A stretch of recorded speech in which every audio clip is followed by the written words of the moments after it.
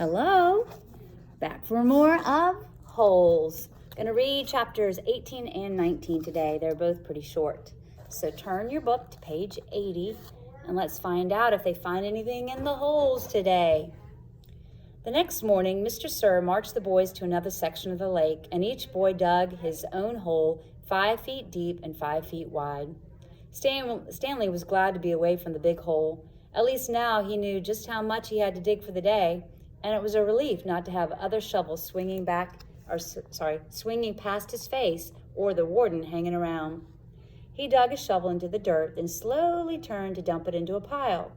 He had to make his turn smooth and slow.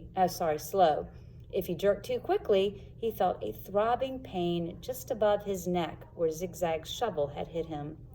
That part of his head, between his neck and his ear, was considerably swollen. There were no mirrors in the camp, but he imagined he looked like a hard-boiled egg. Wait, let's say that again. He imagined he looked like he had a hard-boiled egg sticking out of him. Ooh, that must have looked weird. The remainder of his body hardly hurt at all. His muscles had strengthened, and his hands were tough and calloused. He was still the slowest digger, but not all that much slower than Magnet. Less than 30 minutes after Magnet returned to camp, Stanley spat into his hole. After a shower, he put his dirty clothes in his crate and got out his box of stationery. He stayed in the tent to write the letter so Squid and the other boys wouldn't make fun of him for writing to his mother. Dear Mom and Dad, camp is hard but challenging. We've been running obstacle courses and have to swim long distances on the lake. Tomorrow we learn... He stopped writing as Zero walked into the tent, then returned to his letter. He didn't care what Zero thought. Zero was nobody. To rock climb. I know that sounds scary, but don't worry. Zero was standing beside him now, watching him write. Stanley turned and felt his neck throb. I don't like it when you read over my shoulder, okay? Zero said nothing. I'll be careful. It's not all fun and games here, but I think I'm getting a lot out of it. It builds character. The other boys... I don't know how, said Zero. What? Can you teach me? Stanley didn't know what he was talking about. Teach you what, to rock climb? Zero stared at him with penetrating eyes. What? Said Stanley. He was hot, tired, and sore. I want to learn to read and write, said Zero. Stanley let out a short laugh. He wasn't laughing at Zero, he was just surprised. All this time he thought Zero was reading over his shoulder. Sorry, he said. I don't know how to teach. After digging all day, he didn't have the strength to try to teach Zero to read and write. He needed to save his energy for the people who counted. You don't have to teach me to write, said Zero. Just to read. I don't have anybody to write to. Sorry, Stanley said again. His muscles and hands weren't the only parts of his body that had toughened over the past several weeks. His heart had hardened as well. He finished his letter. He barely had enough moisture in his mouth to seal and stamp the envelope. It seemed that no matter how much water he drank, he was always thirsty. That's the end of chapter 18. Let's read one more. Here we go. He was awakened one night by a strange noise. At first, he thought it might have been some kind of animal, and it frightened him. But as the sleep cleared from his head, he realized that the noise was coming from the cot next to him. Squid was crying. You okay? Stanley whispered. Squid's head jerked around. He sniffed and caught his breath. Yeah, I'm fine, he whispered and sniffed again. In the morning, Stanley asked Squid if he was feeling better. What are you, my mother? Asked Squid. Stanley raised and lowered one shoulder. I got allergies, okay? Squid said. Okay, said Stanley. You open your mouth again and I'll break your jaw. Stanley kept his mouth shut most of the time. He didn't talk too much to any of the boys, afraid that he might say the wrong thing. They called him caveman and all that, but he couldn't forget that they were dangerous too. They were all here for a reason. As Mr. Sir would say, this wasn't a Girl Scout camp. Stanley was thankful that there was no racial problems. X-Ray, Armpit, and Zero were black. He, Squid, and Zigzag were white. Magnet was Hispanic. On the lake, they were all the same reddish-brown color, the color of dirt. He looked up from his hole to see the water truck and its trailing dust cloud. His canteen was still almost a quarter full. He quickly drank it down, then took his place in line behind Magnet and in front of Zero. The air was thick with heat, dust, and exhaust fumes. Mr. Sir filled their canteens. The truck pulled away. Stanley was back in his hole, shovel in hand, when he heard Magnet call out, "Anybody want some sunflower seeds?" Magnet was standing at ground level, holding a sack of seeds. He popped a handful into his mouth, chewed and swallowed, shells and all. "Over here," called X-Ray.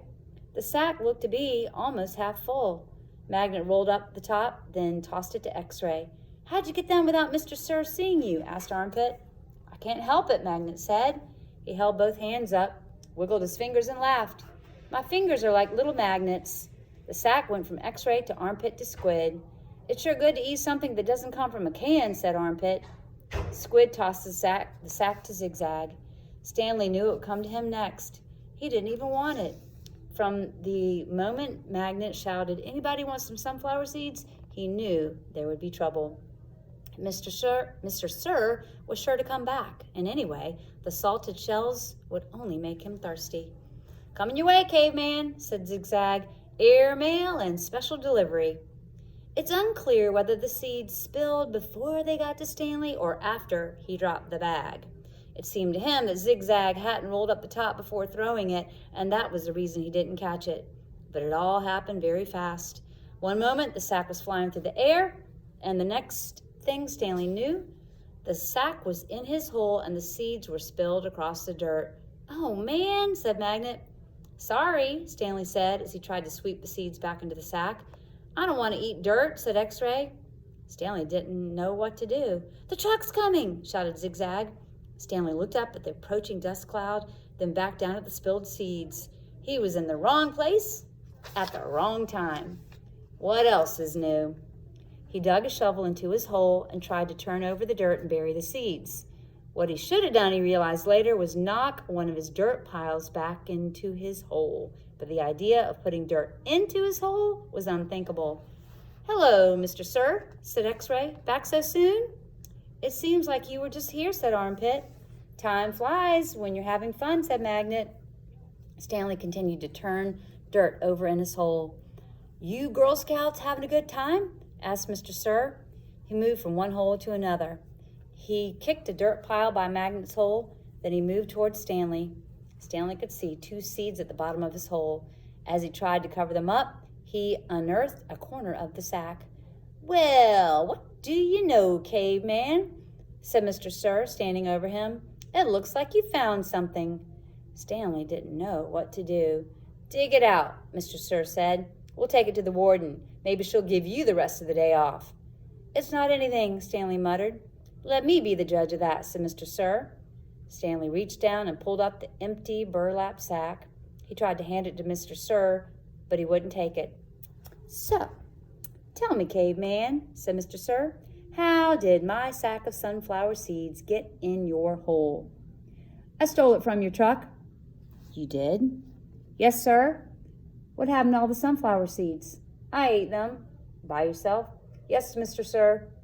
"Hey, Caveman," shouted Armpit, "how come you didn't share any with us?" "That's cold, man," said X-Ray. "I thought you were our friend," said Magnet. Mr. Sir looked around from one boy to another, then back to Stanley. "We'll see what the warden has to say about this. Let's go." Stanley climbed up out of his hole and followed Mr. Sir to the truck. He still held the empty sack. It felt good to sit inside the truck, out of the direct rays of the sun. Stanley was surprised he could feel good about anything at the moment, but he did.